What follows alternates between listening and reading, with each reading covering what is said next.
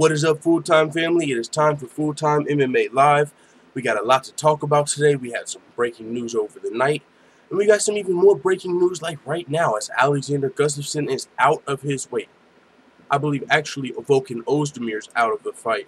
But we're going to cover that and much more in this show. And then afterward, this might be a longer show. I don't really have anything I think I need to do today after the show. So I think we're good. So, but one thing that's going on right now that I kind of wanted to watch, but hey, you know, it is what it is. We got a schedule. Is PFL 4 is on right now. That's something I might, you know, like tune into. Maybe we wrap it up sooner. I'm not sure because it's pretty early for a fight card. So might just be the prelims right now. But hey, maybe we make it out of here in time to watch the main card. I know Andre Harrison's fighting tonight. Man, I'm really interested in PFL. So I hope it's just the prelims right now and we can make it in time for the main card. We'll see what happens. But we got a lot to talk about. I told you guys 2 days ago, we came up with the idea on stream. Dana White versus Brendan Schaub battle rap. It had to happen. So I was up last night working and I came up with some shit. For those of you who haven't heard it yet, I'm just going to play it. Also give a couple more times some room to start in. But yo, you guys see that at the bottom of the screen? My motherfucking dog yanking my dandy doodle. I didn't expect this. It's super dope of him. And since he put this offer out there, I'm going to run with it. I'm missing my light. That's what I'm missing. 1 second, full-time family. Don't worry. Gotta turn this light on. Bye-yow. Alright, we're good. But that's super dope of him, man. The next 7 days, he said for this whole week, he'll match every single donation up to $1,000. Now, I know we're not going to get probably close to that, but that's still a dope offer. And if we did, holy shit, that would change this whole channel. You know what I'm saying? So I'm going to have that on the screen for this whole week. I'm not going to put no outros on my videos. I ain't advertising no motherfucking Patreon. I'm just showing you guys the offer from my dog yanking my dandy doodle. So maybe that'll, you know, get some people to help with this thing. You know, the Kickstarter fund. And also there's prizes that come along with that. We're going to start doing a lot of big shit. I'm going to be hitting a shoey, pouring the whole, I'm probably going to have a whole drunk stream, dog. If we actually hit the goal, that'd be super tight. I ain't drank in a while. So, but with that being said, that's on the screen. I got the, we got a goal down here, a donation bar at the bottom. We can keep track of it as it goes. So let's play this Eskimo Brothers little, and it's really short. That's a good thing too as well. It's really short. So with that being said, let's run this real fast. And I just saw the super chat. Thank you very much. I'm going to read that, but I'm going to hit play. Look, Dana, I'm busy with podcast committee. Got no time to talk to you. Came at me shitty when you were on Insta, so now I'm committed to make you look silly. And I have no pity and no disrespect with to my nigga Izzy. But Dana's a bully, so Dana can get it. And I might just tell Black Beast about you and Rhonda, so that you get smacked with the wrath of Wakanda. And you should have probably just left it alone, cause now the whole world knows we're Eskimo bros. You fuck with Big Brown, now you're getting exposed. You fuck with Big Brown, and that's just how it goes. Hey. Hey, they just hit me with the $2 spot through Super Chat. Yo, much appreciated, dog. Hey, someday he said, my dude, my motherfucking dog. Thank you very much for the $2 through Super Chat, brother. Much appreciated.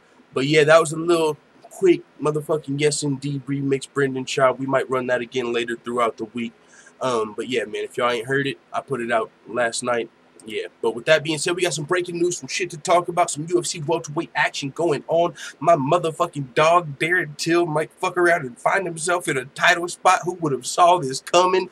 Nobody, especially with that win over Stephen Wonderboy Thompson being somewhat controversial. You got, he missed weight. A lot of people felt like Wonderboy might have won the fight, but he got his hand raised, beat the #1 contender, and if there's no other #1 contenders, if Colby Covington happens to get injured or whatever reason Colby Covington can't fight, a lot of us are believing it's an injury because why else would Colby Covington not fight Tyron Woodley? This is a fight both of these guys wanted. Colby's talked all this fucking shit to get here. Now, he's even got time, bro. He even had time. They could have fought at the end of the year. So I don't know what, I can't wait to hear what's actually going on with Colby Covington. It seems like it might be something serious for him to be not able to fight like anytime soon. But maybe Colby Covington couldn't fight until the end of the year or something, and so Tyron Woodley was ready to fight sooner. But Tyron Woodley this was even new news to Tyron Woodley. So, but with that being said, there's been more stuff coming out. It's not just going off of Darren Till and Tyron Woodley's conversation anymore. ESPN has reported that the UFC is considering stripping Colby Covington of the interim title and booking Woodley versus Till. So I'm going to pull up the ESPN article as well. says UFC discussing Tyron Woodley Darren Till welterweight title bout. When the UFC crowned Colby Covington its interim welterweight champion, it appeared as though Covington was on a collision course with reigning champion Tyron Woodley. The UFC was hoping to book the fight as the main event for UFC 228 at September 8th in Dallas. Due to undisclosed reasons, Covington is unable to compete on that date. As a result, the UFC is currently discussing booking Woodley vs. Darren Till title bout and potentially stripping Covington of the interim title.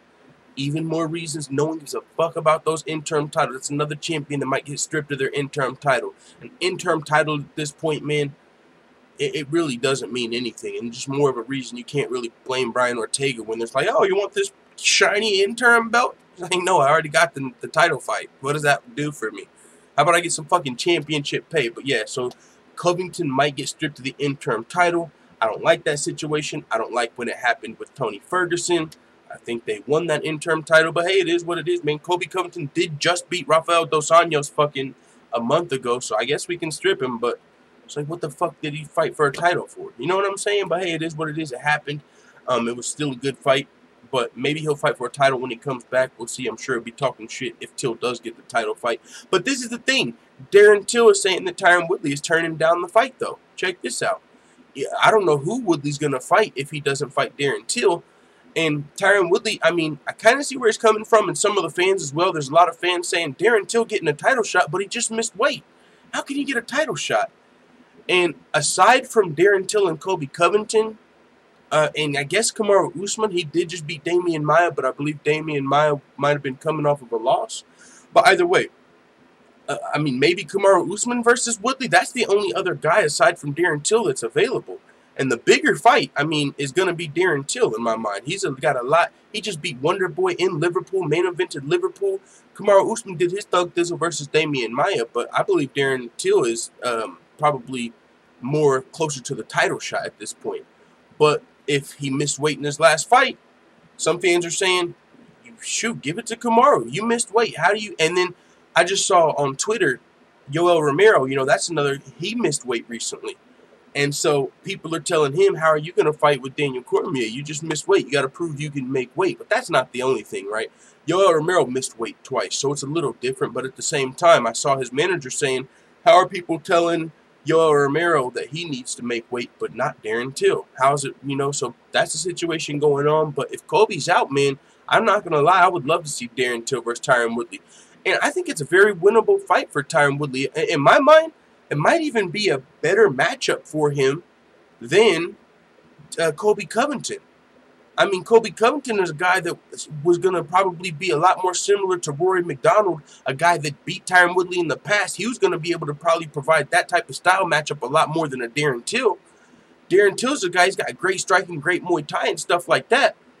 But he might be a little more susceptible, maybe, to getting clipped with one of those Woodley bombs. I mean, Stephen Wonderboy Thompson, karate master, counter-striking expert.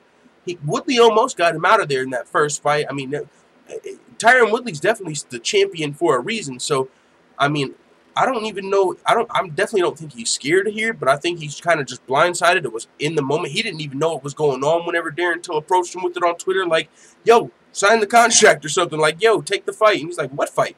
What? Tyron Woodley was as surprised as all of us that Colby Covington was out. But with that being said, Darren Till says, I've been offered Tyron Woodley, and he turned down the fight. He says, I don't know what's happening with Colby, whether he's injured or not. I've been offered Tyron Woodley, and he turned the fight down. That's what it looks like to me, and I've been on the UFC's case about it. The UFC wants me to fight him, but he will not accept it. UFC didn't mention a date or anything, but that's the fight they want to make, and he obviously isn't into it. I'm not too bothered about it, but I get the feeling that he thinks that nobody is worthy of fighting him for the title. I think he just wants to hold on to the belt for as long as he can, and he's going to have to make a decision soon. If he doesn't want to fight me, then who does he want to fight? It's just me, and Colby Covington is injured apparently, so who is there? It's a weird one, but I'm just waiting to see what happens. Now, with that being said, full-time family, he also continued to say he's not getting the GSP fight. He's not getting the Nick Diaz fight. Who is he going to fight? That's a good question.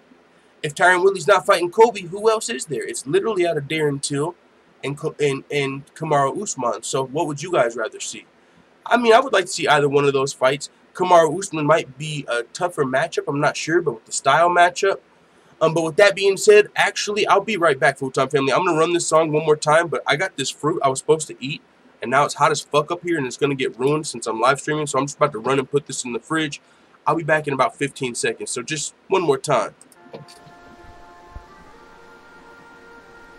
Look, Dana, I'm busy with podcast committee. Got no time to talk to you. Came at me shitty when you were on Insta, so now I'm committed to make you look silly. And I have no pity and no disrespect with to my nigga Izzy, but Dana's a bully, so Dana can get it. And I might just tell Black Beast about you and Ronda, so that you get smacked with the wrath of Wakanda. Yeah, you should have probably just left it alone, cause now the whole world knows we're Eskimo bros. You fuck with Big Brown, now you're getting exposed. You fuck with Big Brown, and that's just how it goes.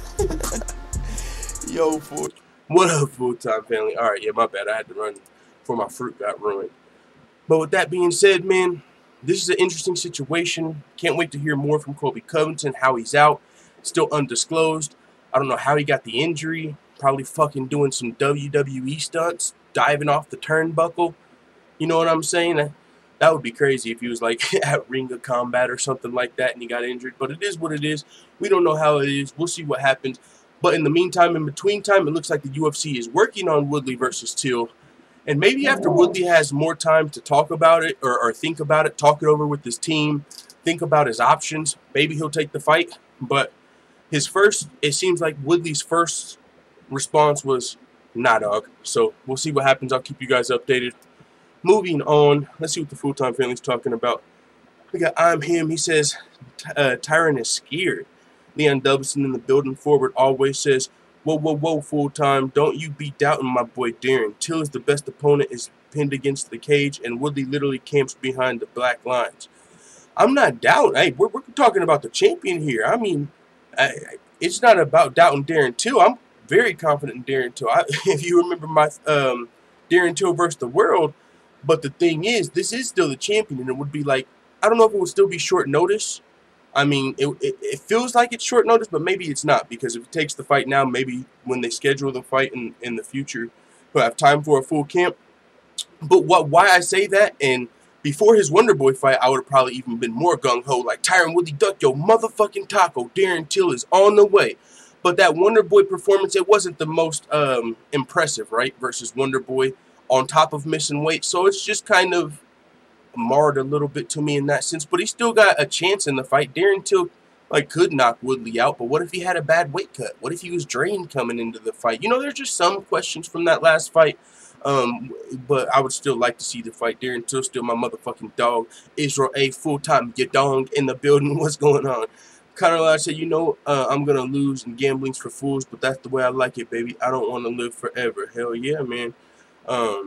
Forward always says, he's responding to Leon Dubson. He says, Till's overall striking game is more diverse than Woodley's, and that alone will cause big trouble against Darren.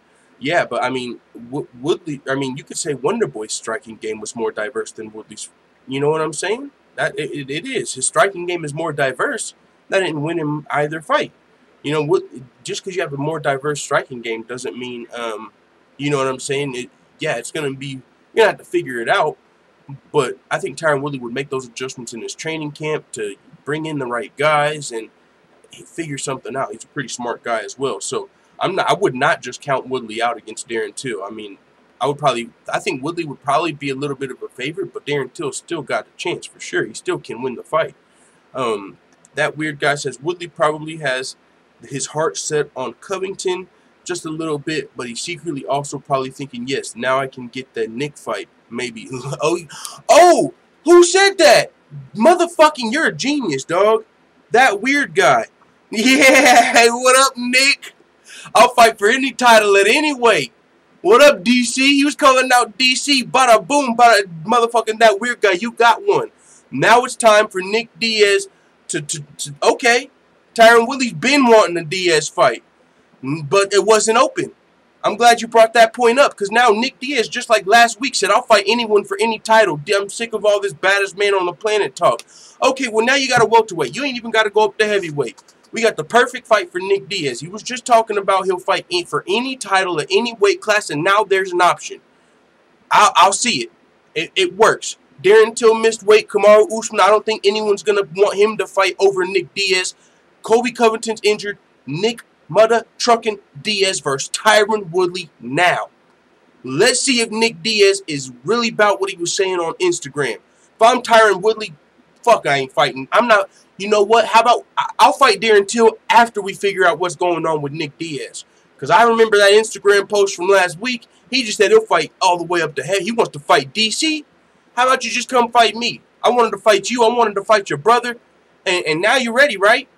Fuck yeah, let's go. Tyron Woodley versus Nick Diaz. I mean, I think people have been wanting to see that fight since fucking Strikeforce. So I'm all the way in. Great idea, that weird guy. That's what I'm talking about.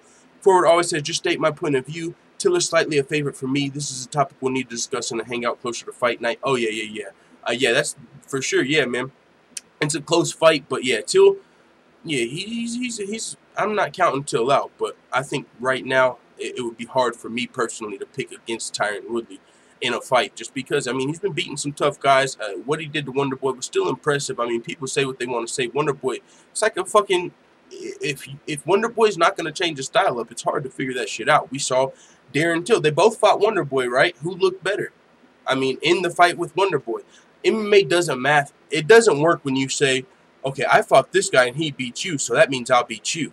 But if you both fight the exact same guy, I mean, and your styles are a little different, so it can alter a little bit. But if you both fight the same guy and one of you guys does better, that I feel like that MMA math does work somewhat. Now, if someone gets caught, you can't tell if someone gets caught in the first round. But if you both fight decisions against the same guy, who did better? You know what I'm saying? But it is what it is. We'll see what happens. But Darren Till, it's going to be tough for him to even get this title fight, honestly, coming off of missing weight, coming off of the close, you know, even Darren Till after the fight himself, he said, yo, give the title fight to Wonderboy. I don't deserve it. No, I'll fight someone else. I want to clear all these guys out. I'll fight someone else in the meantime. I'm going to have to when I'm the champion. I'm going to have to beat all these guys. So fuck it. Darren Till feels like he don't even deserve the title shot. How about we get Darren Till versus either Covington when he comes back, or Darren Till versus Usman if he wants to fight, since he's ready to fight. If Darren Till does not get the Tyron Woodley fight, then that also means he should be ready to take a fight, right? Because how can you be ready to fight Tyron Woodley, but if Kamaru Usman's ready, how could you not be ready for that? So this is a this is a situation where we can find out about some of these fighters, or their teams, however you want to put it on. Nick Diaz just said he'll fight anybody for any fucking title at any weight class. We'll see if that's true right here with Tyron Woodley. Darren Till said he doesn't deserve a title shot and he's willing to fight again before he gets there. We'll see if that's true now that we know he's ready to fight. And he might not get the title fight. What's he going to do? Wait on the title fight? Or is he going to actually get in there with Usman? Will his team let him? Will the UFC let him? Or will they save him from himself? Because I know Darren Till's down to fight Usman. But now it looks like these guys are ready to fight. And they might not get the fight they want. So will they take another one? It's going to be interesting to see how a lot of this plays out. But I'm not going to lie, man. Tyron Woodley versus Nick Diaz is what I want to see. Trey Young says Usman is too dangerous. And that's what I'm saying, man. He is a very dangerous fight. I'm sure Darren Till will fight him. But will his team let him? Will the UFC? Do they have other plans for Till? You know what I'm saying? Will they duck his taco for him? I mean, his taco, he ain't ducking his taco. He's like, let's go. I'll fight everybody. But the team, come on, Dan. We're this close to a title fight. Come on, man. Let's just, you know what I'm saying? But that would be unfortunate. But it is what it is sometimes. It's going to be interesting to see how the fans look at that situation. But I'm glad that weird guy brought up Nick Diaz, because that's a great point. He just said he'll fight for any weight class, any title. I hope that weird guy, we need to take that to Tyron Woodley. Hey, remember, bro, here's your chance. Nick Diaz just came through. He just called out everybody. Fuck it, let's get it. I think that's what we need to be talking about more. DJ Earl said, Woodley about to decline fighting Till, then call out Nick Diaz. How weird can you be? That's what he should do. I mean, he's got a reason. It's literally what he's been asking. And I'm not saying it's what he should do in the sense of the fucking, if this were the rightful sport and the rankings meant everything and you fought the #1 contender every time, but that's not how this fucking goes. You know, like I brought this up before, you can't say it's okay for the UFC to make these business decisions with CM Punk and Brock Lesnar, but for the fighter, they can't make a business decision. Oh, I can't choose Nick Diaz over Darren Till, but I can fucking get skipped by Brock Lesnar or CM Punk. You know, fighters can get kicked off the card for stuff like that because it's a business move. These fighters are their own business. I understand the UFC is a business, but if you're a fighter trying to feed your family or trying to get your legacy up there, Nick Diaz isn't just a money fight. He's also a legacy fight. Nick Diaz has fought the best welterweights in the world, welterweights and middleweights, GSP, Anderson Silva. I mean, Nick Diaz is a legendary name of the sport. That would be a big name for your resume for Tyron Woodley. And they've had heat. They've had beef going back to Strikeforce. Nick Diaz has been out. What's the difference with Nick Diaz coming back and getting a title shot and Brock Lesnar coming back and getting a title shot? They're both big names. Neither one of them beat a #1 contender. They're both even coming off of suspensions. What's the difference? I mean, Tyron Woodley, he fought 4 title fights in 12 months. You could say he earned at least one money fight. He didn't get to fight Bisping, didn't get to fight GSP. Nate Diaz never came through. Conor McGregor never wanted the 3rd belt from him. I mean, so he never got none of those fights. So now we actually have one available. And when the only other option, now if Darren Till would have knocked out Wonderboy in his last fight, fuck no, don't give me Nick Diaz, not at all. If Darren Till would have came out and dominated Wonderboy, don't give me Nick Diaz. Darren Till's next. But he missed weight, and it was a close fight, controversial decision. You can check out the video on, I believe, Alpaca Thesaurus, and he had like a frame by frame every strike of the fight and counted it up, I believe, for Wonderboy. So and you know, the fight happened in Liverpool. Judges could have played into it. So it was a somewhat controversial decision. He kind of got the win on a technicality. If it would have happened in North Carolina, Darren Till might have lost that fight. But since he got his hand raised, he's technically #2, #1 contender. But that's not a great case to skip a money fight. That's not a great case. Like, now, if you fucking just cleaned Wonderboy's clock, knocked him out, bada boom, bada bang, I got nothing. I'm not even thinking about this. But right now, there's no clear-cut #1 contender, so now's the perfect time. And not to mention, Nick Diaz just said last week he'll fight anyone at any title, at any weight. So now if I'm Tyron Woodley, that's exactly the fight I want. That's exactly what the fuck I want. Nick Diaz just said it. Now, if Nick Diaz ducks his taco and Darren Till's the only one available and I got to fight, then I'll fight Darren Till. But I want to look at my options first because I've been wanting one of these fights, and Nick Diaz was just talking about fucking heavyweight last week. What you talking about? With that being said, DJ Earl said Till versus anybody exciting. Yeah, I mean, I see what you're saying there. I mean, yeah. I mean, you would like to see anybody versus anybody exciting, but yeah, I guess you probably don't want to see Darren Till like versus a wrestler or something. I guess Usman is fighting RDA. What, is that official? I haven't heard nothing about that yet. I want to see RDA versus Jorge Masvidal. I haven't heard anything about Usman versus RDA. Let me check that out. But yeah, I would like to see Jorge Masvidal versus RDA. That would be an amazing fight for me personally. Usman versus RDA. Yeah, no, I don't see anything about that yet. But yeah, I would like to see, and Kamaru Usman, he's also responded to this Woodley Till situation. He didn't have a lot to say. He just said, like, stop giving out stupid interim titles. I've been napping. What did I miss? He's not saying, I'm surprised he's not putting his name in the hat. Hey, Tyron Woodley, fuck what Darren Till's talking about. I actually dominated my last fight. But, I mean, he does have the hand injury. But, yeah. So maybe that's another reason. So if Kamaru Usman's out with a hand injury, if Colby Covington is injured, and Darren Till's the only fighter available, that's who we'll see. But the only other option, it seems, might be Nick Diaz. So that's something we'll keep our eye on. C-Level DC said Till doesn't deserve the next shot. Till missed weight, and I had Wonderboy winning. See, there's a lot of people that feel that way. You know, if you're just a huge Till fan, you know, and I am a huge Till fan, you kind of just want to see him in there. But if we're looking at it, this is a good time that there's really no clear-cut #1 contender.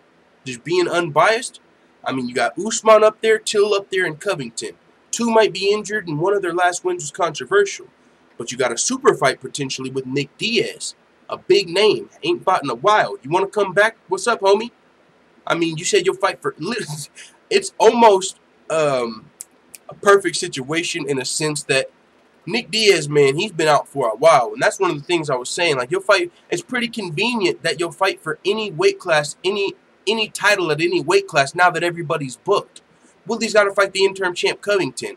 Whitaker's going to be fighting Gastelum. The light heavyweight champion is now the heavyweight champion. He's got to defend those belts. So there's none of these champions are there for you to fight, and now you're saying you'll fight any of them. Well, now look, we got a champion for you to fight. What were you saying?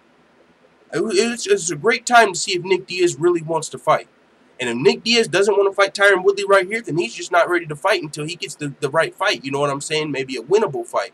Or just a fight where it's like, even if I lose, I was like, if Nick Diaz fought Daniel Cormier, people would pick him to lose. You don't got much to lose there. It's not like you had a fucking reputation at light heavyweight. Oh, I lost to the GOAT. It is what it is. If you lose to Tyron Woodley, that's got some personal shit to it. It makes Tyron Woodley's case that much better for one of the all-time greats at welterweight. Like, you got something to lose in a fight with Tyron Woodley. So we'll see what goes on, man, but I want to see it. Leon Dubson says, smash that like, equal support the best damn MMA channel on YouTube. Thank you very much for that reminder, Leon Dubson. Let's continue, though. Let's continue. Y'all remember in my video, I said this. Dana White might fuck around. This could fuck around and be the biggest Me Too movement you ever saw. With that Ronda Rousey Eskimo brother shit. And that was just on some... I'm just looking at it like, if you've been seeing the climate of what's going on, it's usually somebody powerful, right? And it seems like they take advantage of somebody that is trying to get on, trying to further their career a lot of the times. Hey, you want to fucking get them part in this movie? Come on back to my studio, a.k.a. my motel room. And here's my dick. You know, or, hey, you trying to fucking come through? Yeah, you know, this will help your career. Like, some shit like that. It usually seems like it's someone in power taking advantage of their situation. So, I'm just saying, if you got the fucking president of the UFC smashing the fighters, and then certain fighters start to get opportunities that other fighters don't, and then what if one fighter comes out and says, yeah, you know, I feel like this guy in the UFC tried to come on to me, and whenever I turned him down, I started getting worse matchmaking. You understand it. Now, Ronda Rousey might not say shit. That could have been, who knows. Ronda Rousey might be just getting down out here. But even not Ronda Rousey, it could have been anyone, and that's what Josh Thompson is saying. He actually might know some shit that me, just a motherfucking YouTuber on the outside looking in, I'm not privy to that information. I'm not at these fighters' gyms where they're talking about these behind-the-scenes rumors and shit, you know what I'm saying? But Josh Thompson seems to agree that this could be some hashtag #MeToo type level shit. Now, this is what he had to say. He said, there are people that I've been close with that have fought for the UFC for a long time, and they've had a very similar problems to what Brendan's having right now, where he was dating a girl that maybe Dana was trying to date, or either dating at the time, and that girl kind of liked somebody else. It just became an issue. Like, all of a sudden, that person wasn't on pay-per-view anymore. All of a sudden, he was getting cut for no reason.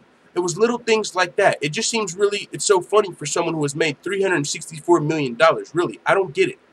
He said, I'm talking about people that have, I don't want to put anybody else's name out there on blast, but there are people that were so ingrained, world champions, so ingrained in the company that are now no longer even heard of, that Dana has either tried to hang out with that person's wife, or he tried to basically, like, there's just so many different, I can't even get into this, man. I don't want to get into all that, but for this to happen, it's true. This is exactly what you would expect from Dana. It's unfortunate because he's such a high-profile person. Honestly, in this situation, you got to be careful, Dana, because this whole movement of Me Too, just wait for one girl to speak up like, you know what? I'm on Brendan's side. Think about it. I can see it. He's a guy with high powers, worth hundreds of millions. I'm saying, man, Dana White would be out of there. We would be getting a new president and this could have just opened the floodgates. You don't understand. Even if it's not Ronda, other fighters, the people that Josh Thompson may be speaking about. Yo, it just so happened Dana White tried to hit on my wife. I got cut from the UFC. And what if, like, this kid just, like I said before, it could have opened the floodgates. It might get swept under the rug, but, man, that Eskimo brother line was pretty hot. And he kind of doubled down on it. He said, nothing I said was a lie. He said, it's true. I told him I was releasing the hounds. Like, what are you doing coming at me? So, we'll see what happens, but I think this right here is the wheel starting to move slower and slower toward something big. I don't know. But like I said, even if it's not the whole Brendan Schaub Eskimo Bro situation, maybe some other fighter, maybe some other person comes out and says, yo, Brendan, this happened to me too. Bada boom, bada bang, who knows? I'm just saying. It might be, we might have, and honestly, Dana White, he hasn't been I mean, it doesn't seem like he's been doing the greatest job as of late, you know, with some of the stuff he's, you know, when he turns on a fighter or demoting some of his champions or some of that type of stuff that people are like, yo, you're the promoter. You should be selling us your fighter, not telling us why he's not getting the next shot because he's boring or because the performance. So some people have just been feeling like Dana White's been getting out of line as of late anyway. Ali Quinta's been speaking out. Leslie Smith kind of got, it seems like, and we can't be 100% sure, but it sort of seems like Leslie Smith kind of got punished for the whole Project Spearhead thing. I mean, she started talking about Project Spearhead. She was supposed to have her last fight. Now she's no longer with the UFC. And it is what it is. So there's a lot of stuff that goes on here. We'll see what happens. But honestly, I don't know if you can just put all of that on Dana White. Moving the weigh-ins. You know what I'm saying? Like, that's another thing people kind of gave Dana White slack for. How are you just going to move the weigh-ins and not even consult us? But Dana White being like the figurehead in the face of the UFC, he kind of takes the heat for a lot of that shit. But he did kind of seem a little inconsiderate. Like, hey, it is what it is. We've talked about it. It's happening. It's happening. Like, so we'll see what happens. But it could be something big coming up. That's all I'm saying. It could be on the horizon. It's not happening yet. But I think the wheels are slowly in motion for something big. I'm not sure, man. Man, well, I'm sure we'll be talking about this more, maybe not. But with that being said, moving on, Khabib Nurmagomedov has started his training camp for Conor McGregor. Now, it's for his next opponent because Conor McGregor's not confirmed. But I'm like 98% sure his next opponent's Conor McGregor. They were both at the World Cup. Conor McGregor's got a whole little Russian compound going on. Khabib hinted that everyone's getting punished for their actions. We've seen MMA team Dagestan hint that the fight's been in the works for a while. Habib's father, I believe, spoke with someone close with MMA team Dagestan and said that that's likely going to be his next opponent. I mean, there's just been so many rumblings and signs and pointings and inklings. Even the UFC was like, oh shit, Conor McGregor and Khabib at the World Cup with the eye emojis. Like, what's going on? I'm just saying, I'm seeing so many fucking hints and rumblings. The fight's got to be going down, man. And if not, Tony Ferguson is getting healthy, but also we got Poirier and Alvarez fighting soon. But McGregor versus Khabib, let's motherfucking go. He says, yes, I started training. I feel very good. Thank God there are no injuries. I train hard in the morning and in the evening, except on Sunday. I gave myself a rest to watch the World Cup. And so he was speaking, I believe, with TASS, and he says he begun his next training camp. So even if he doesn't have his next opponent, I know Khabib's training camp consists a lot of smash, you know what I'm saying? Fucking smash in the bag, probably. A lot of heavy wrestling. But he's going to definitely have to work on ducking his taco, like, in the fight. Not, like, you know, tucking his tail outside of the octagon. I'm saying, like, in the fight. You got to watch out. You don't want to motherfucking get caught. You got to move your head. You got to do what you got to do because you can't get clipped by Conor McGregor's left. You ain't going to get to use none of that grappling, dog. So it's going to be a great fight. Can't wait to see it. Khabib started his next training camp. I've seen Conor McGregor in the last few months, man, posting pictures of him training, whether it's with grapplers, wrestlers, doing jiu-jitsu. Conor McGregor's been staying ready as well. Because when you stay ready, you ain't got to get ready. So you know what I'm saying? Can't wait. But even more signs looking toward Khabib Nurmagomedov's UFC return. What do you guys think about this? Let's motherfucking go. Anderson Silva says the UFC fight with George St. Pierre is still possible. Please, I want to see it. Now that Anderson Silva's vindicated, I want to see it. After he failed 2 drug tests and after all of the madness, I was like, Anderson Silva's out of there. I counted him out. He's out of there. I didn't even think it was possible he was innocent. Failed 2 drug tests.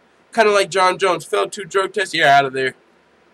But a lot of these guys are getting vindicated. Maybe John Jones gets vindicated. Hey, turns out, John, it was a contaminated supplement. Hey, you get a year, you're back. Yeah, you know, maybe it happens. Which is unfortunate when you saw this fucking with these legends of the sports legacies. John Jones, Anderson Silva, Junior Dos Santos, all these former champions getting looked at like fucking juice heads because USADA's so strict or whatever the reason, and all these contaminated supplements are out there. What are you supposed to do, man?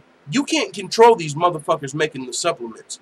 Are you supposed to only use, I guess you better only be using, who's, like, On It, like, the main brand, like, I don't even know how this shit works, but for there to be all these different contaminated supplements and they're coming off the shelves, like, it seems like nobody's safe. You could literally be taking something that's supposed to be legal for you and then pop. And you could be a former champion, and now everyone looks at you like a fucking steroid head. Come to find out that shit was off the shelf. You're fucking with people's legacies here. And that's unfortunate. I don't know if you can come back from that. Even though he's vindicated and he's innocent, and as USADA telling us this, there's still going to be people that look at Anderson Silva like he was a steroid cheat. If John Jones comes back, contaminated supplement, people aren't going to care because you failed 2 drug tests. And so, that's unfortunate. But I'll say this. Anderson Silva versus GSP, to me, is like Floyd Pacquiao versus fucking Floyd Pacquiao. It's like Floyd Mayweather versus Manny Pacquiao. That's what this is to me. 5 years, 10 years too late? Possibly. Do I still want to see it? Fuck yeah. Anderson Silva, GSP, I'm always down. But the thing is, GSP is talking about potentially going down and fighting at the lightweight for a 3rd belt, making history. Nicholas Moss says, full-time MMA, do you have you found a source that, I don't know what you're talking about right now. GSP vs. Silva 2018 feels so indifferent for a fight dubbed the super fight. I know, right? It's literally in my mind like Pacquiao Mayweather. It was past, it was 5 years too late, right? When Pacquiao Mayweather happened. Like, fuck, I wish we could have saw it sooner. But it was still big. The fight wasn't great, though. Hopefully it doesn't replicate that. You know, hopefully the fight's good. I mean, but I would still love to see that. My dog Christian Anderson said there's a lot of banned substances that, and a list of USADA approved supplements. But I don't think he took something on the banned substance list. I think he took something that was approved, but they didn't believe him because he failed the test. But come to find out what he took, it was contaminated. It's not like he was like just trying to take a banned substance. That's why Anderson Silva got cleared. It was a contaminated supplement. So, it's not like he just took a banned supplement that was on the banned list, or he wouldn't have got cleared. It's like whatever he took was okay, but it had some type of contaminated bullshit in the good supplement. So he just got caught up because the lab might have had dirty equipment or something. Like I've heard, I believe, on the Joe Rogan Experience and other places how this happens sometimes. You know, if you're a lab and you're making different supplements, you're making some shit that's not, you know, you're using the same machines to make these different supplements, but one of these might have a banned substance. So the equipment you use, it might not get sanitized all the way and cleaned off all the way. So trace elements get in the shit that is legal, that's not banned. So then that's how it gets contaminated sometimes.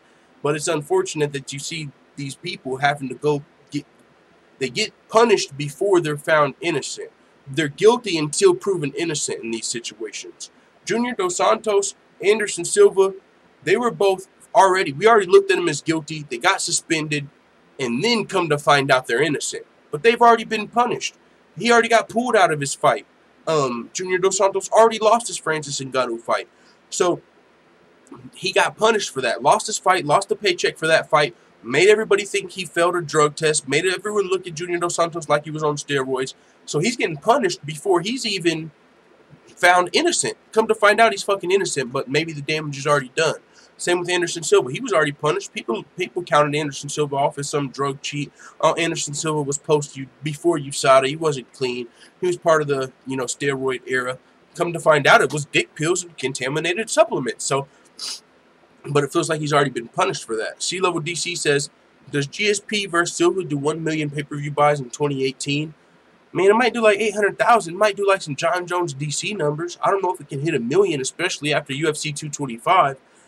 But it's got the potential. I've seen somebody type my name up here. I think they were saying something. I'm not sure exactly what they said. I think they were talking about that Colby Covington injury. Is that what you were talking about the source or something? If you only knew the power of the dark side, says Dana White is definitely asking to get #MeToo. Someone said Dana backroom casting couch. Chill. If you only knew the power of the dark side, I said, what was Colby's injury?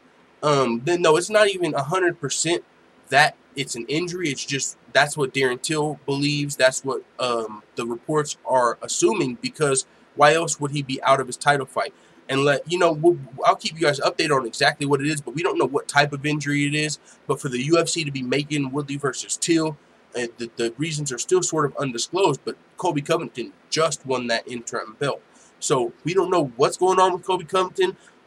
might be serious. He's a guy that loves to run his mouth. I'm surprised he ain't came out and said, "Oh, choir boy," or who talks some trash. Darren Till's trying to get my title fight, because I'm surprised Kobe Covington ain't said shit yet.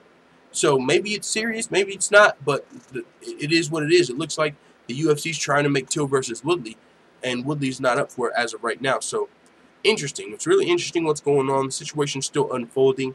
Ivan Eagle says, I think GSP versus Silva can main event UFC 231, which is in Canada. It wouldn't be for a title, but it would still be a big fight.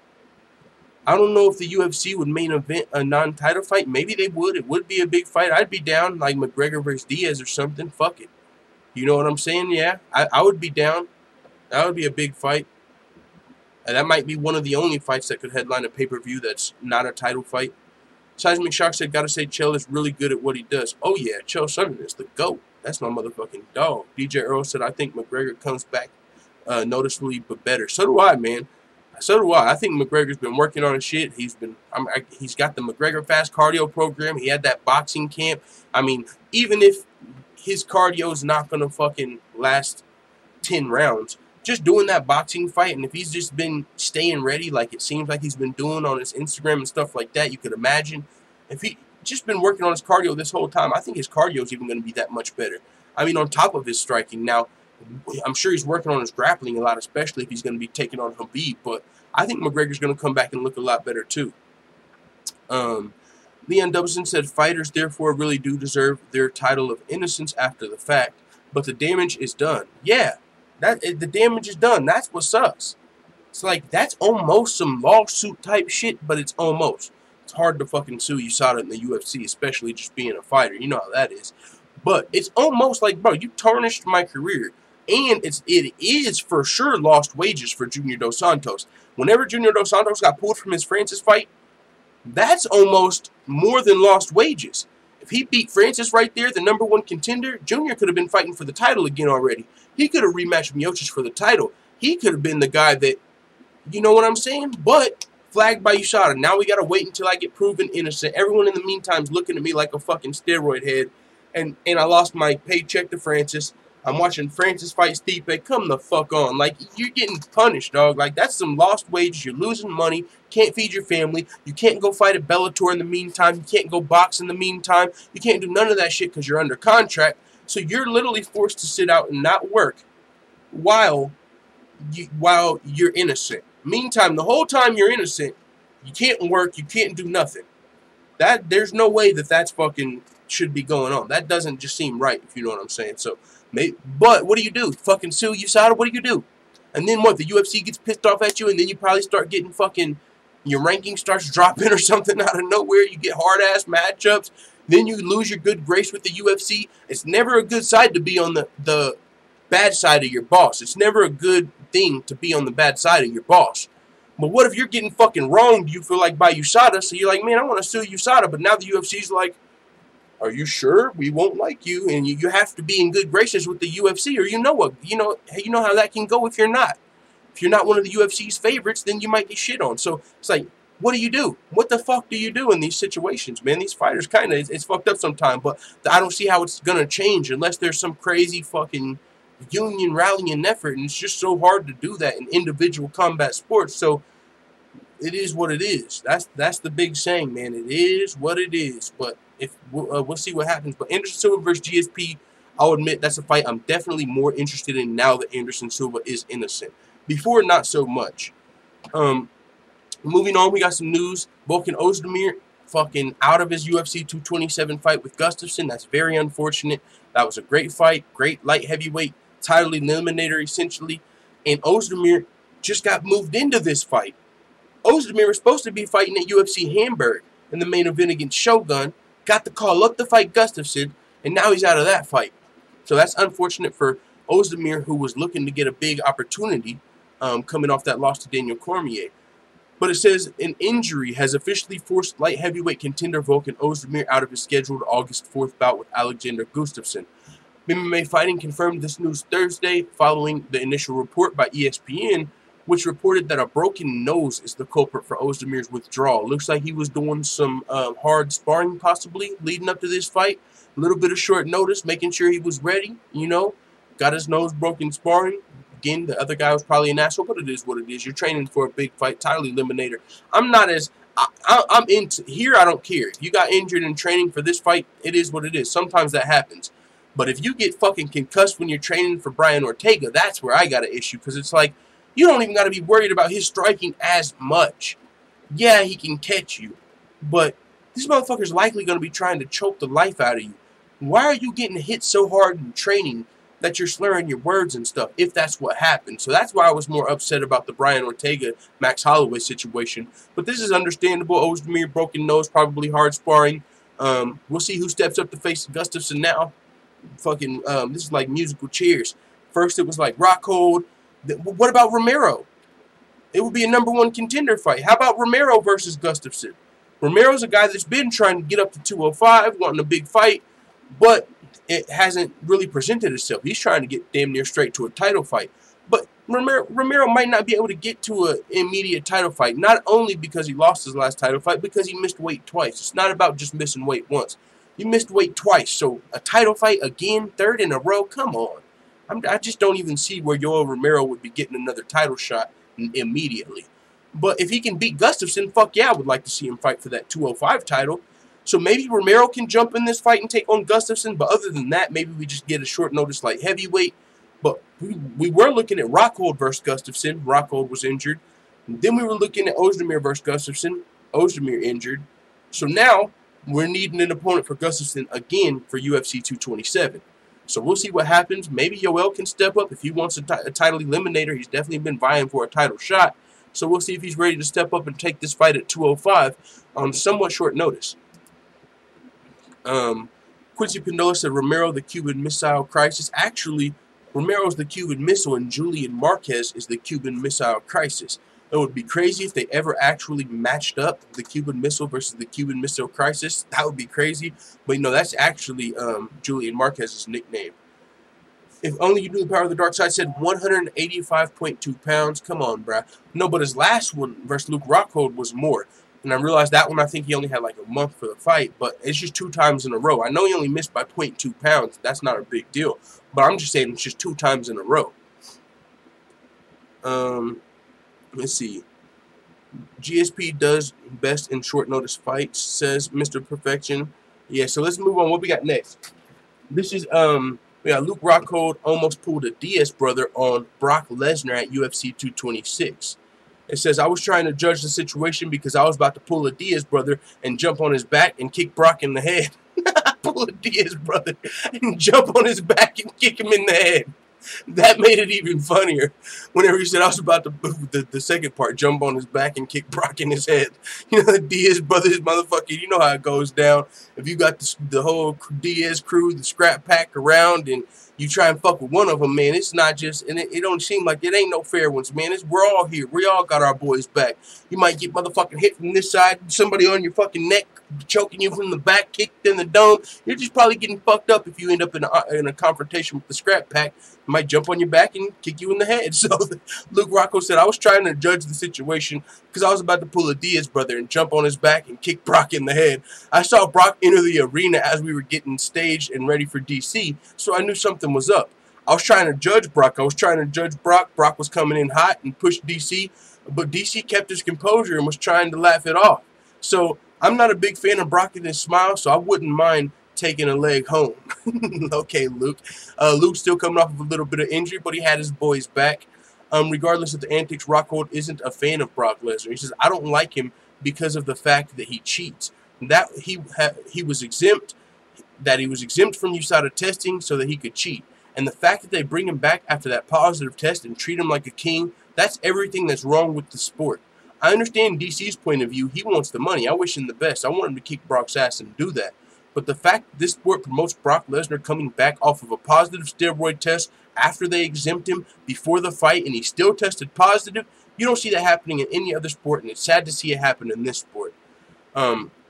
As for the potential fight itself between Cormier and Lesnar, Rockhold doesn't think his teammate should have any trouble getting his hand raised, but he's also skeptical as to whether or not the fight will even happen. We'll see if it happens or not, but DC wins the fight fairly easy. Brock runs forward, he tries to double leg him, DC stuffs it, gets back up, whether he gets taken down or not, and he starts to throw hands on him, and he probably falls the same way as Stipe. You never know if Brock will even make it to the fight. Brock's not even cleared to fight until next year.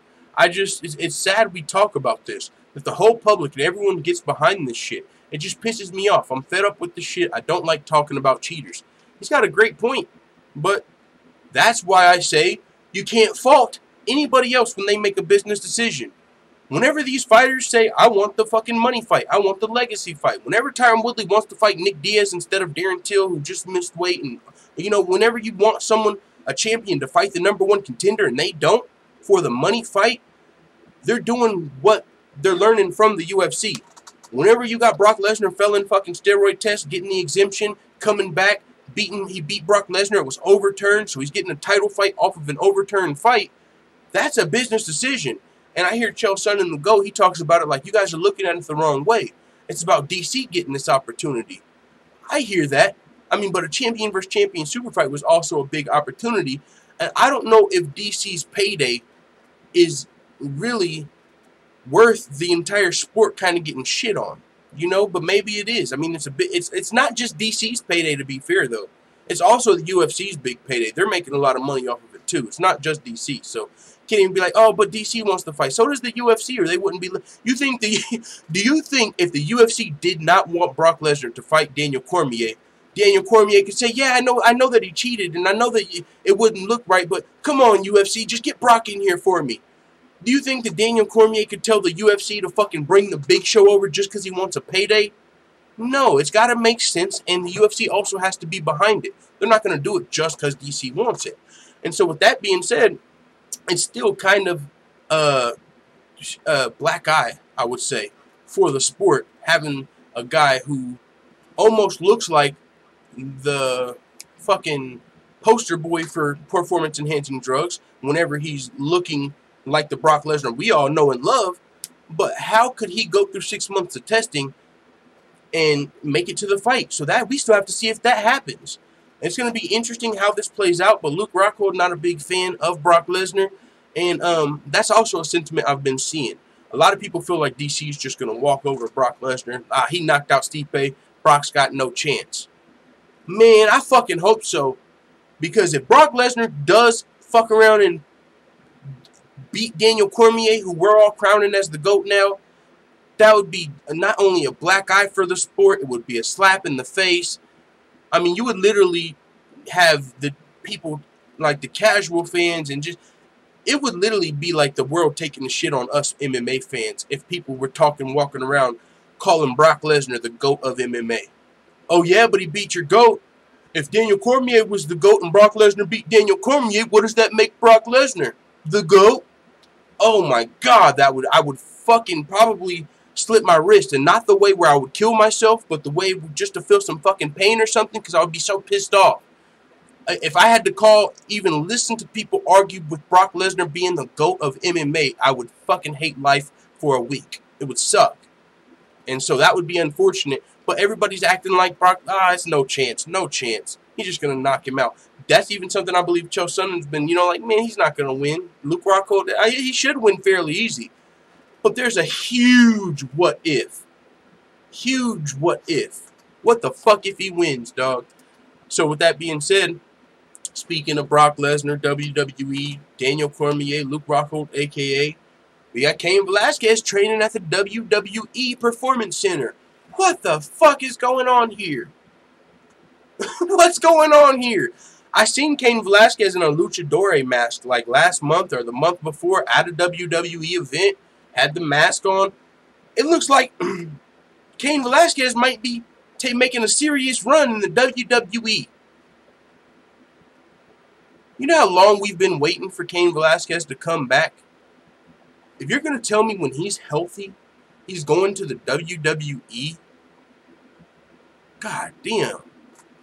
Come on. That's another letdown for me as an MMA fan. We've been waiting for you to get healthy.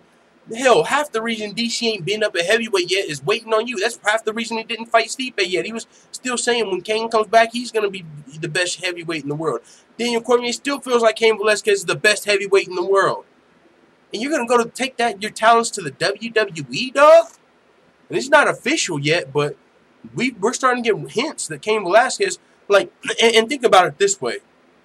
We haven't seen Cain Velasquez in the octagon since UFC 200, but that was him coming back off of a layoff, and that was his last fight since then. So he's been dealing with a string of injuries, and we've been waiting for him to come back because of his potential as the best heavyweight in the world. Now, with that being said, what if we've been waiting all this time? And the only way we can see Cain Velasquez is if we decide to fucking tune into Monday Night Raw and watch him fucking powerbomb Cain. It's like, damn, I do want to see Cain perform, but you're going to put that on me? God damn, dog. That would suck for me, but let's see what's going on. It says, this is the picture I was telling you about, the Luchador mask, where he was at his first WWE event. You got the Ronda Rousey shirt. Cain Velasquez got a whole lot of WWE shit going on. Thanks to Ronda Rousey and Travis Brown for this shirt. My daughter will love it until I get my own El Toro WWE shirt. I got my chair too. Gonna practice hitting people at the gym, WrestleMania, Lucha Libre. Bro, Cain's going to the WWE, dog. What the fuck? He is. He said he can't wait. He's going to be El Toro in the WWE. El Toro Cain Velasquez. I see it, dog. It's happening. It says the former UFC heavyweight champion training at the WWE Performance Center in Orlando, Florida this week. Also attended television tapings of NXT. WWE's popular brand, WWE, posted a story about Velasquez's presence Thursday, including a video of some of his training.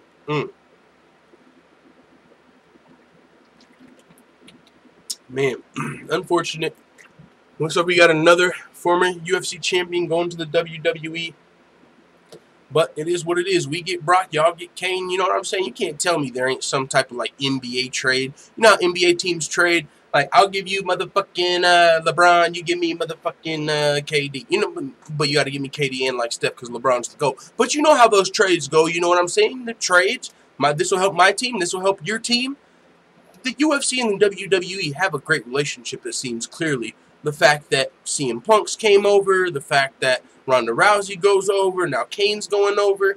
Like I said, this is like a big combat sports shit sandwich. You know, Floyd Mayweather's now had a UFC fighter over there. Fucking Floyd Mayweather's fought the Big Show in the WWE. It's really like some combat sports cross-promotion kind of shit. You know what I'm saying? That's how I feel like it is. I mean, it's a good look for the WWE. There's probably going to be some Cain Velasquez fans that have been waiting to see him that are going to tune into El Toro fucking smashing the Big Show with the El Toro chair. It's probably going to work, and there's probably going to be some Brock Lesnar fans that want to see him fight for the heavyweight title. So, I mean, it is what it is. I ain't going to knock a man for feeding his family. If that's your opportunity, if your injuries are preventing you from fighting the UFC, it's just a letdown. You know what I'm saying? I was looking forward to him coming back as a heavyweight in the UFC, but it looks like he's going to be coming back as a fucking two-time heavyweight champion, tag team champion in the WWE. It says, all athletes here have just been really easy to talk to, ask questions, and get good feedback. I'm just looking to be in here and learn as much as I can in the time that I'm here. And I've been a fan of the sport since I was a little kid. Now I get to participate in it. It's great that I have all this accessible to me. So, and I wonder if the UFC got the Performance Institute idea from the WWE, what is it called? Performance Center. You got the UFC Performance Institute and the WWE Performance Center. I can imagine, like, they're fucking, you know, even using some of their ideas. Like, they have, like, and even the promotion aspect. The UFC's learning a lot from the WWE on how to sell fights, because they're probably wondering, we got these real-ass fights, they got these fake-ass fights, and they're still competing with us. It's got to be something to do with the storylines. And that's why I think we're going to see a lot more fighters embracing stories. Like I said in the past, I think we're going to see a bad guy in the flyweight division. We're going to have a bad guy in a trash talker in each division. We're going to have like a bad guy that people are going to be like, oh, I can't wait till you shut that motherfucker up, or whatever it is. And I think the flyweight one might be Ricky Simon, man. Keep your eye on Ricky Simon, I'm telling you. I believe he's fighting Benito Lopez at UFC 227. I want to watch the fight partly because of that. I like Benito Lopez, super cool dude. Came up off Dana White's Tuesday Night Contender Series. I believe he trains out of Team Alpha Male. He's got the look. He's not the best fighter in the world yet, but he's like 21 years old. Won his first UFC fight. Won on Dana White's Contender Series. Exciting style. but he's taking on Ricky Simon, a guy that kind of just Merab Davishvili in the last fight. It's the fight where he had the submission in, but Merab was kind of kicking his ass the whole fight, but he was kicking his feet bicycle style to survive till the bell, and he did, but they still gave Ricky Simon the win, even though Merab was kicking his feet. So it was a crazy situation, but Ricky Simon did his thug thizzle. He got on the mic like, you know, it is what it is, but boom, Benito Lopez, I think he might have called Benito Lopez out. So, you know what I'm saying? I think we're going to see a lot more WWE tactics as far as selling fights coming about. Now, with that being said, also, we might see more fighters going to the WWE. I know Colby Covington's a guy that can't wait to go to the WWE. He's talked about that in the past. I'm going to be one of the first fighters that, you know, has the goal of becoming a UFC champion and becoming a WWE champion. He wants to go to the WWE. It's a fact. And that's kind of why I pull back on Colby. It's like, what are you going to do? Take our fucking belt and run? What happens if Colby wins the belt and he's like, now I'm going to the WWE?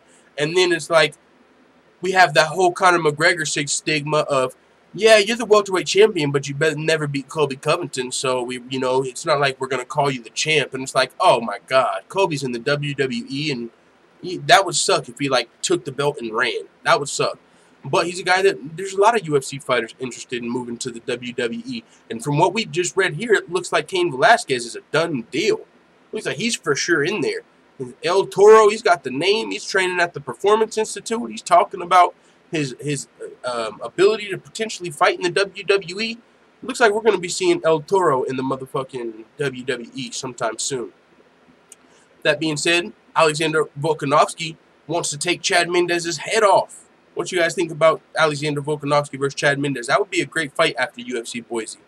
Alexander Volkanovski, the first person that not the first, but he ended Darren Elkins' winning streak. He was on, I believe, a 6-fight winning streak. Some of the comebacks, but Alexander Volkanovski put it on Darren Elkins, got the job done. Chad Mendez, first round KO. Now this would be a potential fight. They both fought on the same card. They might be ready around the same time to fight again, and Volkanovski wants to take his head off, so we'll see why. But let's see what the full-time family's got going on. It says, I'm way scrolled up. We got Till since Colby is out, says DJ Earl. Corey Isaac says Tyrone does not deserve a money fight. Look at his last 2 fights. It's not necessarily about that. What about his fight of the night versus Wonderboy Thompson at UFC 205? I mean, it's not like you put on an entertaining fight and you get a money fight. Usually when you deserve a money fight is when you're a champion, for one, and if you've been an active champion. And just because he fought smart against Stephen Wonderboy Thompson and got his arm injured versus Damian Maia, but still stuffed fucking 20-something takedowns, that doesn't mean, oh, you have to come out here and knock all your guys out for a money fight. Because Michael Bisping, what was he coming off of when he fought GSP? What was his last performance? I know it was a while. He was coming off of injuries and stuff like that, but a lot of people felt like Michael Bisping necessarily didn't deserve a fight with GSP. Now, the reason that he did is because he said he never had $1 million payday and stuff like that, but the reason that people felt like he didn't is because you had #1 contenders. You had guys like Yoel Romero waiting to fight Bisping, guys like Robert Whittaker, an interim champion. So you had guys that were supposed to fight for that belt, but Michael Bisping still got the title fight, or the money fight with GSP. You know, GSP got that fight. And in Tyron Woodley's case, he won the belt, defended the belt 3 more times in 12-month period. So he had 4 title fights in 12 months. Where do they do that at? I mean, usually the champion wins their belt, and then they fuck around, get injured in training, and they're out for about 6 months. You know what I'm saying? And a lot of the time, I believe that's, I mean, I don't know. I'm not going to say, they're probably not faking their injury, but at the same time, you know, a lot of fighters fight through injuries. But when you're the champion, it gives you more time to kind of ingratiate yourself with the fans. You know, you do, like Nico Montano, right? She's supposed to have fought Valentina Shevchenko for a while now, but she's got these injuries coming up. And yeah, she's injured, but at the same time, in the meantime, in between time, she gets to go show up here in this state. UFC champion Nico Montano, she's probably getting paid to show up and do that. She might get $1,000 to show up as the champion. And if you're just Nico Montano, the contender, you might get $100. Hey, come to Metro PCS, we'll give you $250 to sign autographs. What if you're the champion? Oh, we're going to give you $2,500. So when you're the champion, you also have more opportunities to make money. So sometimes champions aren't always super they don't defend their belt that often. You don't see champions winning the belt and defending it 3 times right after they win it like Tyron Woodley did. So he does deserve it in that sense. But some people, you know, a boring fight is a smart fight. You could say, if you're saying that, you could literally say Darren Till doesn't deserve a title fight because his last fight versus Wonderboy wasn't exciting. If you're saying Woodley doesn't get an opportunity because his fight was boring, then Darren Till doesn't get the opportunity. So then who's available? You know, you can't give Darren Till the title shot off a boring performance and say that's the same reason Woodley doesn't deserve something. That's, you know, that just literally contradicting yourself. And so with that being said, Woodley, Nick Diaz, who is it? If it's not Darren Till, because like you, according to some of you guys, right, you feel like Woodley doesn't deserve anything because his fight's boring. So if that's the case, then who deserves the welterweight title fight? If Usman is injured, Covington is injured, Till had a boring fight, so you guys think people with boring fights don't get opportunities, then who is there for Woodley? Nobody, but still Nick Diaz. So he would get the money fight by default because no one else deserves it right now, and 2 of the other guys are injured. So it's really, it's not about deserves. It's about what's available. And if you want to play the deserves game, then you probably contradict yourself if you're saying Darren Till deserves a title shot. But it is what it is. Let's see what Alexander Volkanovski had to say about Chad Mendes after UFC Boise. He said he looked good. He says Jury was looking good earlier as well. Jury was doing well at keeping him at bay, making Chad really pick and choose when he was going to come in. Chad just timed that shot right. He came in, bridged the gap with that hook, and dropped him. I was surprised. I didn't think that Jury was that hurt, but he didn't want to protect himself properly, and the ref had to go in and stop it. He said he didn't want to protect himself properly. Yeah, maybe he's saying Miles Jury wanted out of the fight. But he said he didn't think Miles Jury was that hurt, and he didn't want to protect himself properly, but the ref went in and stopped it for him. So maybe he's questioning Miles Jury's heart a little bit in that statement, but it is what it is. Chad Mendes, very impressive first-round KO. Said, that's a great fight for me, said Volkanovski. Obviously, he's a good fighter, and it's going to be a great fight. A lot of eyes are on Chad Mendes. Everyone knows who he is. We both fought on the same night, and I just saw it was a clever thing for me to do, to call him out. I mean, no disrespect, but you got caught doing something, and that shit pisses me off. So, yeah, I want to take his head off. Talking about Chad Mendes' failed drug test. Now, Chad Mendes failed a drug test, but from what I've heard, and it's just from, like, the Joe Rogan podcast specifically on this one, I believe it was, like, a skin cream. He has, like, psoriasis. But you know how that goes, man. If you take the suspension, it don't matter if it was a skin cream or a contaminated substance, you're going to have people that look at you like a cheater. And so there's really no telling who's clean, who's not, because even if somebody does cheat and they did take steroids, they're probably going to come out and say it was to help me cut weight, or it was a skin cream, or it was a contaminated supplement, or it was dick pills. No one ever comes out and says, I took the shit that makes me fight better. No one's ever said that. Even when Brian Ortega failed his first drug test and he admitted, yeah, I was trying to get the edge in my first UFC fight. He's still coming out and saying, but it was like, you know, for the weight cut. You know, I wasn't like trying to cheat. It was like I was trying to help me cut weight. It's like, all right, I guess everybody, you know, so, I mean, that's a whole sticky situation. But Volkanovski wants to take Mendes' head off for it. Be a good fight. Welterweight's the best division right now considering the stagnancy at 155, says Forward Always. Yeah, man, welterweight's also pretty deep. I mean, middleweight's looking good, though, with Adesanya coming up, with Costa coming up, with Whitaker, Gastelum, Jacare. I mean, middleweight, I like that division as well, too. But, yeah, it's official now. Vitor Belfort posted that picture, and we kind of saw Hunt versus Olenek in the background. Now the UFC's officially announced it. Olenek versus Mark Hunt will be the main event for UFC Moscow. Originally, it was supposed to be Olenek versus Verdum, a fight I really wanted to see. Would have been amazing. 2 of the best heavyweight grapplers in the world taking on each other. That would have been a great fight, Verdum versus Olenek. But this is still a great fight. But this is more like striker versus grappler in a sense that Alexei Olenek has like 44 wins by submission. Insane. I think like 11 of those are all the fucking what's the choke? Ezekiel choke.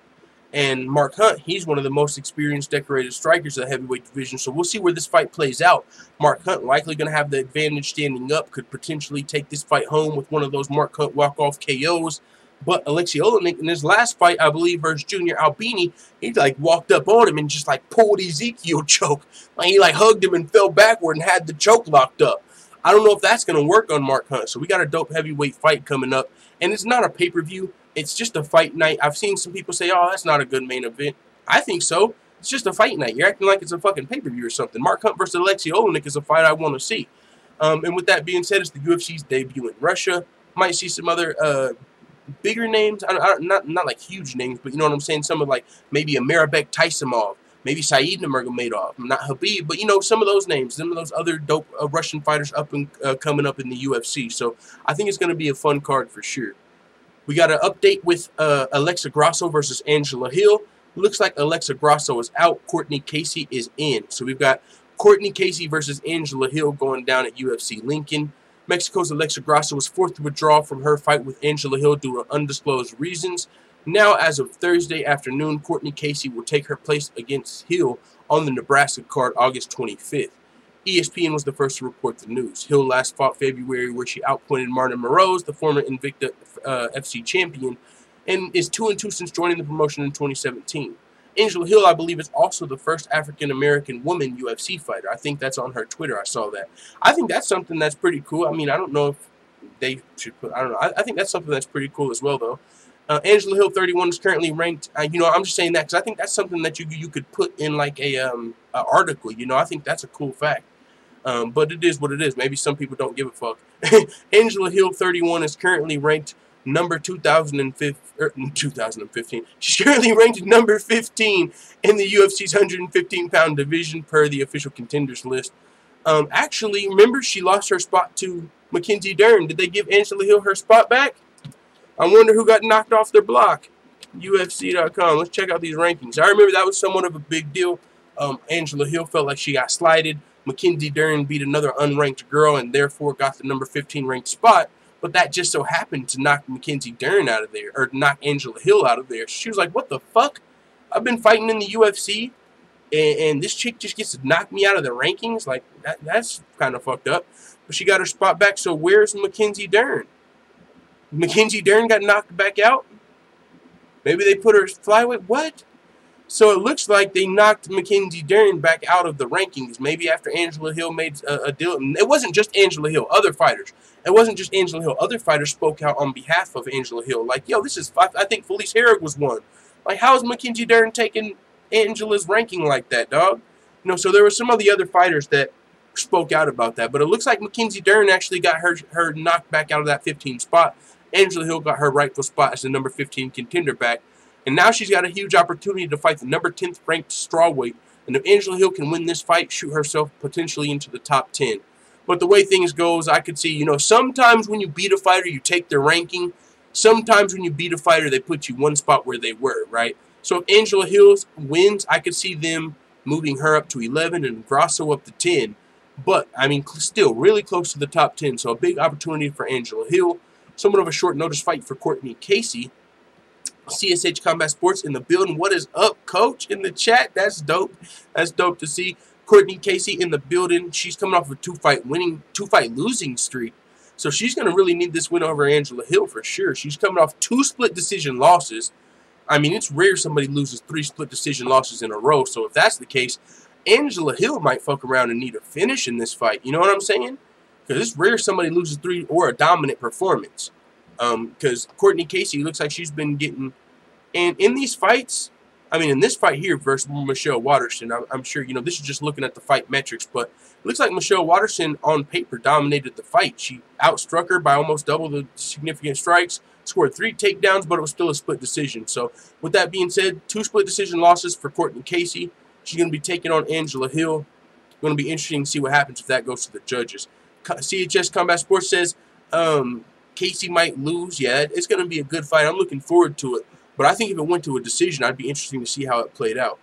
Hill fights like a damn chicken, says the coach. That's funny. DJ Earl said, "Oh, hey, as long as we agree, it makes no sense." Leon Dubson says the UFC rankings dudes work with retard logic, so you really never know. Yeah, I don't know. No one knows about these rankings, man. It is what it is. Maybe since I think it's media generated, and you know, so if people are voting on it, it kind of feels like whoever's got a fight coming up is more on people's minds. So it's like when they're making their votes, it's like, oh, I've heard Angela Hill's name like in the last couple of weeks. Yeah, I'll just give my vote to her. Like, you know, because she's got a fight coming up. So you're probably hearing her name more. Angela Hill versus Angela Hill versus Angela Hill versus. You're not quite hearing Mackenzie Dern as much. So whenever they're making these votes on the ranking, maybe they just like voted for Angela Hill this time. You know, but yeah, it's really weird. But also, like I said, we saw this yesterday on the live show. Brian Caraway fucking disappeared from the rankings, dog. I don't know how that happened. This guy was just like in the top 10, and he's gone. His name, you can't even click on his name on the UFC no more. So I don't know what the fuck happened with Brian Caraway. Maybe his contract was over. Maybe he's going to Bellator. Maybe he's going to PFL, which is on now, which we're probably about to tune into. Hopefully the main card's about to start. There's some good PFL fights coming on, but I know at least the early card started like an hour ago, so I'll probably tune into that after this. With that being said, man, I think that's going to be it for the end of the show today. That's all the topics. Yeah, man, so I'm going to probably tune into PFL, and if the main card's going, I'll probably cover those fights. Other than that, it is what it is. Thank y'all for coming through today, and again, shout out to Yanking My Dandy Doodle. If you guys donate to the GoFundMe in this next week, he will match every single dollar up to $1,000, and that's dope. So even if we get fucking $50 in there and he donates that other $50, that'd be super dope. So thank you everybody for tuning into this live show. I'm going to be letting you guys know about that for this week because it's a huge opportunity for the channel. And so yeah, with that being said, man, thank you guys. We'll be back tomorrow. Let the full-time family know what you guys think in the comments. We out of here. Make sure you guys tune into PFL 4. That's what I'm about to be doing.